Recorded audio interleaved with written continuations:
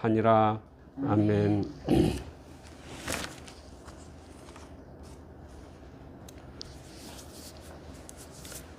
지난주에는 새해 목표 여호와께 돌아오라 라는 제목으로 말씀을 나누었습니다.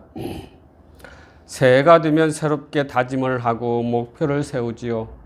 그런데 세상 사람들의 보편적인 목표는 건강, 체중 감량, 재산 증식, 가족관계, 나쁜 습관 고치기, 자격증 취득, 새로운 취미, 인간관계 개선 등 계획을 세우고 이를 목표로 이루려고 노력을 합니다. 그런데 예수를 믿는 성도들은 어떠한 계획을 세우고 이를 이루려고 하여야 한다고 하였습니까? 스가랴서의 1장 1절에서 6절의 중심의 말씀을 통해서 보면은 첫째로 믿음의 사람들의 목표는 하나님께 돌아와야 한다고 하였습니다.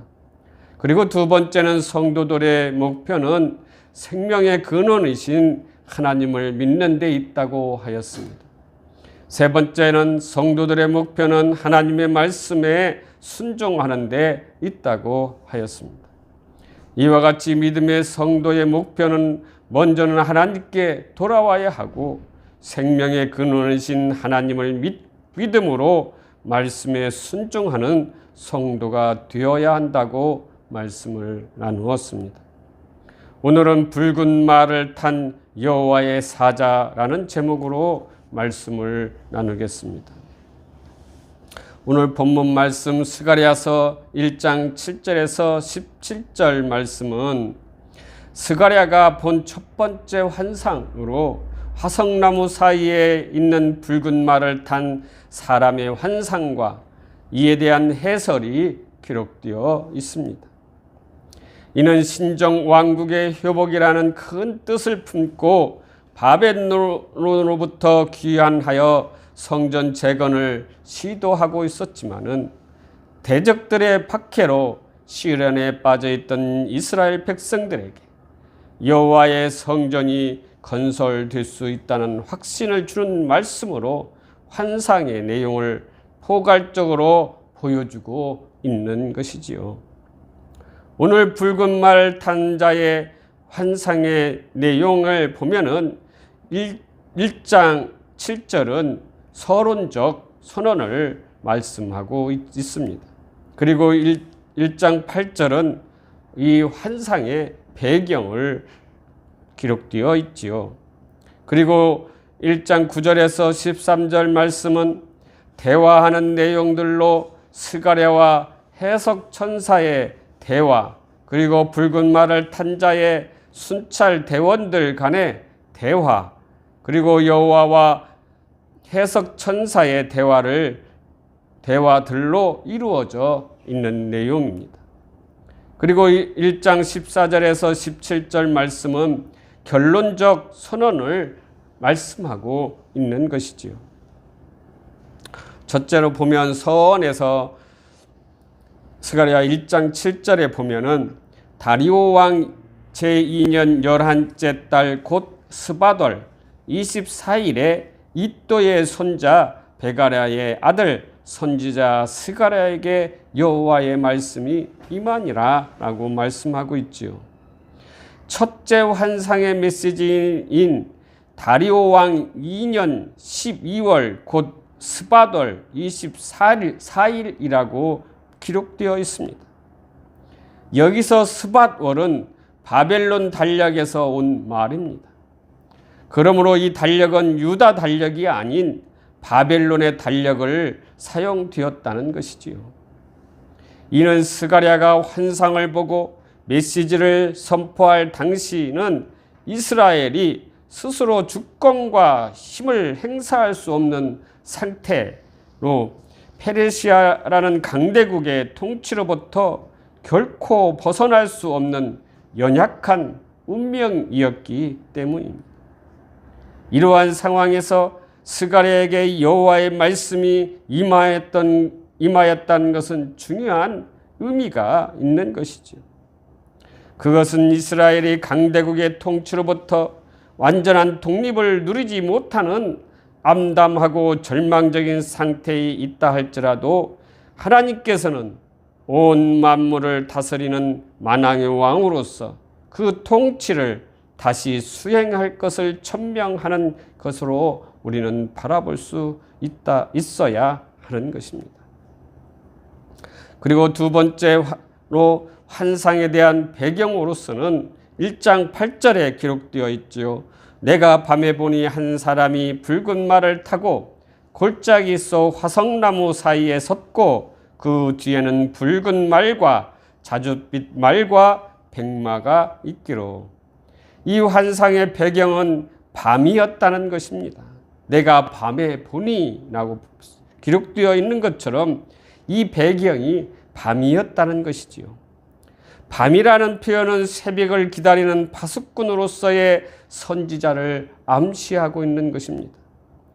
또한 밤은 기나긴 이방 제국의 식민지 통치와 같은 고통과 고난의 때를 암시하기도 하는 것입니다. 그래서 성경에는 밤을 고통의 때로, 새벽을 구원의 때로 언급하고 있는 것이지요. 이에 스가랴는 첫 번째 환상을 통하여 이방 제국의 식민지 통치라는 기나긴 고통의 밤을 지나면서 하나님의 회복의 때를 고대하며 그 회복의 메시지를 기다리는 파수꾼으로서의 의미를 말해주는 것과 같은 것입니다. 말씀에서 사람이 홍마를 타고 라는 것은 스가랴의 눈에 사람으로 보이는 존재는 여호와의 사자로 언급되기도 하는 것입니다. 여호와의 사자는 구약시대에 종종 사람으로 현현하는 하나님 자신과 동일한 존재로 부르기도 하였던 것이죠. 그리고 홍마는 진노와 피 흘림을 상징하는 것으로 보고 있는 것입니다. 그러므로 여호와의 사자가 홍마를 타셨다는 것은 그가 하나님의 백성들을 괴롭히는 원수들에 대해 진노하시며 심판을 행하심으로써 자기 백성을 구원할 자이심을 상징하는 것이라는 것입니다. 또한 말씀에서 골짜기 속 화석나무 사이에 섰다는 말씀은 이스라엘 백성들은 초막절에 기거할 초막을 짓는 재료로 감람나무 가지와 종려나무 가지 등과 함께 이 화석나무 가지를 사용하기도 하였다는 것입니다. 이 화석나무는 골짜기에서 잘 자라는 특성을 가지고 있습니다. 그러므로 화석나무를 하나님의 택한 백성을 상징하는 것으로 보기도 하는 것입니다. 따라서 여호와의 사자가 골짜기 속 화석나무 사이에 선 것은 그분이 이 세상에서 고난당하고 있는 성도를 보호하기 위해 함께 하신다는 것을 뜻하기도 하는 것이지요. 다음은 스가랴서의 해석 천사와 대화 내용은 스가랴서 1장 9절에서 13절 말씀에 기록되어 있는 것이지요. 스가랴가 해석하는 천사에게 자신이 본 환상에 대하여 질문하고 대답해 주는 형식입니다. 이 말씀에서 등장하는 순찰대는 여호와로부터 보냄을 받은 여호와의 순찰대로 볼 수가 있습니다. 그러므로 여호와께서 온 세상의 통치자요 왕이심을 강조하고 있는 것이지요. 그러므로 온 땅을 두루 다니고 온 이들은 여호와의 사자에게 온 땅이 평온하여 정온하다라고 하나님 앞에 보고하고 있는 것입니다. 스가랴가 메시지를 선포할 시기에는 여러 반역들을 물리치고 권력이 안정권에 들어섰던 때였습니다. 그래서 온 땅이 평온하여 정온하다라고 이 시대를 반영하기도 하는 것입니다. 하지만 하나님의 백성들은 아직도 온전한 회복을 하지 못한 상태이기에 여호와의 사자는 다시 질문을 합니다. 여호와여, 여호와께서 언제까지 예루살렘과 유다 성읍들을 긍휼히 여기지 아니하시렵니까? 이를 노하신 지 70년이 되었잖아요 라고 질문해 하나님께서는 천사에게 위로의 말씀으로 대답하십니다. 여기서 노하신 지 70년이라는 표현은 예루살렘의 멸망으로부터 시작하여 현재 스가랴의 환상의 시대에 이르기까지 하나님의 백성들이 겪어왔던 고통의 세월을 가리키는 역사적 기간으로 보고 있습니다. 이스라엘은 포로 생활로 고통받으며 이제 죄값을 치르고 본토로 귀환했지만 그들에게 약속되었던 회복은 아직 현실로 이루어지지 않고 있는 것입니다. 반면 심판받아야 마땅한 열방은 계속 평온한 삶을 영위하고 있으니 과연 이스라엘을 향한 하나님의 진노가 끝이 나고 그의 긍휼을 입을 때는 언제인가? 라는 질문에 하나님의 응답은 선한 말씀, 위로하는 말씀으로 응답하고 있습니다. 이 말씀은 곧 이스라엘의 회복이 시작될 것임을 암시하고 있는 것입니다. 그러므로 이사야 40장 1절에 위로하라 라는 말과 동일한 표현을 사용하고 있음은 이스라엘 백성들을 위한 새로운 회복이 있다가 곧 다가올 것임을 말씀하고 있는 것이지요. 이와 같이 14절에도 스가랴가 희망의 메시지를 선포합니다. 여호와께서 예루살렘 시온을 위하여 크게 질투하신다라는 것입니다. 여기서 질투하다는 히브리어 카나라는 말로 질투와 열심이라는 뜻을 가지고 있습니다.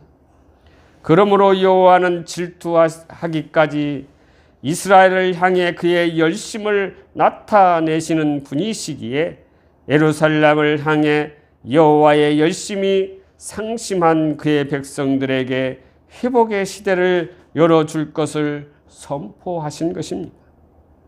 또한 15절에도 희망의 메시지를 여호와께서 열방을 향해 진노하고 계신다는 것입니다. 여호와께서 열방을 향해 진노하시는 까닭은 하나님의 도구에 불과한 자신의 분수를 파악하지 못하고 오히려 교만하여 하나님의 의도를 알지 못하였다는 것이지요. 그리하여 열방인 이방 아수르와 바벨론은 각각 심판을 받고 멸망을 당했다는 것입니다. 이스라엘은 그들에게 고통의 세월을 보냈지요.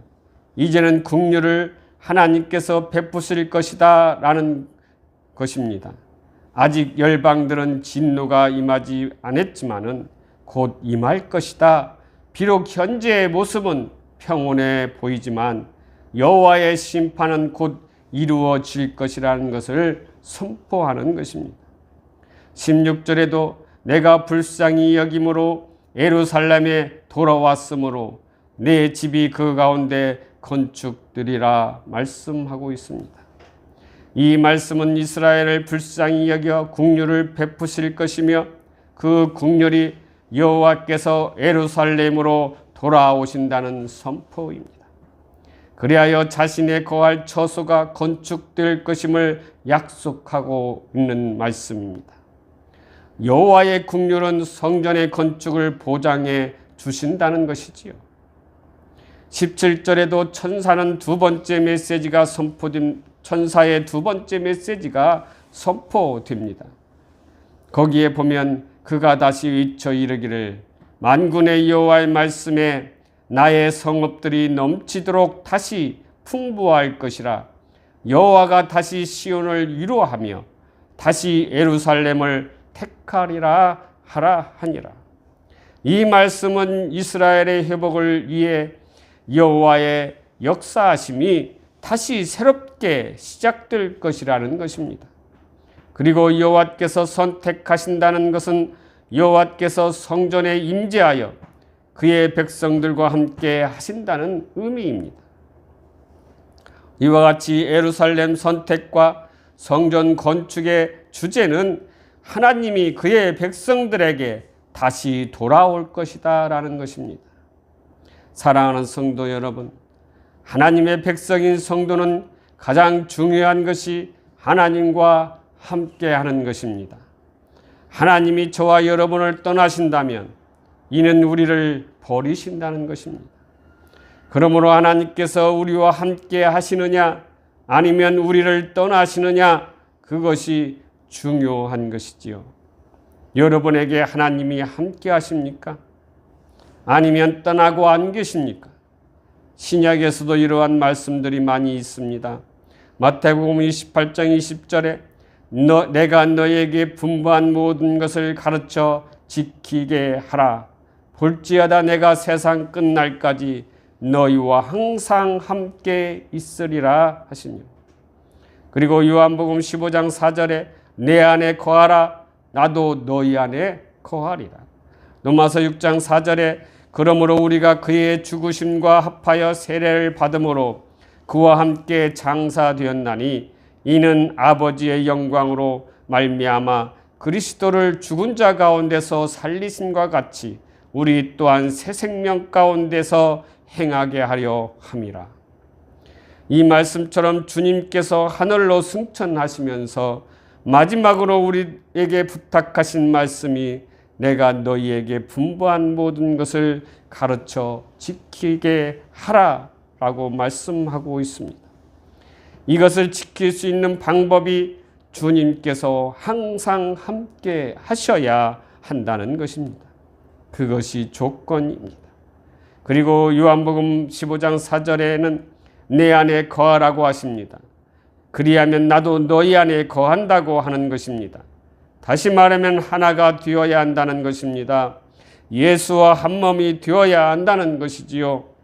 또한 예수님의 죽으심과 합하여 세례받음은 항상 함께 장사되고 함께 생명을 얻는 것이라고 하는 것입니다. 이것 또한 예수 그리스도와 함께 죽고 함께 생명을 소유하는 것, 하나가 되는 것입니다. 그러면 스가랴가 선포한 말씀처럼 다시 하나님께서 돌아와 내가 너희들과 성전에 함께 살아가겠다라는 것이지요. 이 또한 하나님과 하나가 되어야 된다는 것입니다. 그러므로 함께라는 것이 얼마나 중요한 것인지 모릅니다. 하나님이 함께 하시면 어떤 고난도 어떤 어려움도 두려울 것이 없습니다. 이는 하나님이 함께하면 고난도 어려움도 아무것도 아니기 때문이지요. 그러므로 저와 여러분은 먼저가 예수 안에 거하는 것입니다. 그리고 그분과 함께하는 것입니다. 그리하여 주님과 영원히 함께하는 삶을 누리시기를 주님의 이름으로 축원합니다. 아멘. 기도하시겠습니다.